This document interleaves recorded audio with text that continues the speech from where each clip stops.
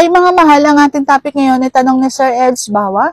Ang tanong nga is, nasisarapan ba ang isang babae kapag nakatayo ang posisyon? Ayan. So pag-uusapan natin ang nakatayo at ano nga ba yung pakaramdam.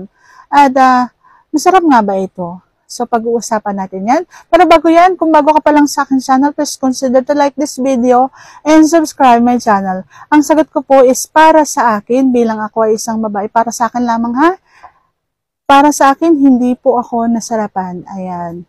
So, hindi masarap para sa akin yung ganyang posisyon. Hindi ko alam kung bakit. Kasi parang kulang sa baon, kulang sa sagad, kulang sa pukpok.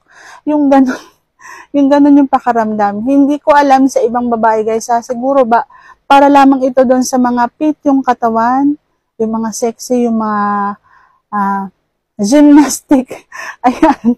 Pero para sa akin, bilang ako ay mataba, so hindi ko nagugustuhan, hindi ko bet yung patayong posisyon, parang kulang sa pukpok. Ayan.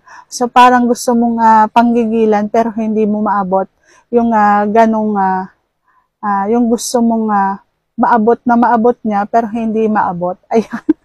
So kulang sa sagad. Ayan. So kaya hindi ako nasarapan sa ganyang posisyon. Hindi ko alam. Hindi ko masasabi sa ibang mga kababaihan kung nasasarapan sila. Pero para sa akin, hindi masarap. Ayan.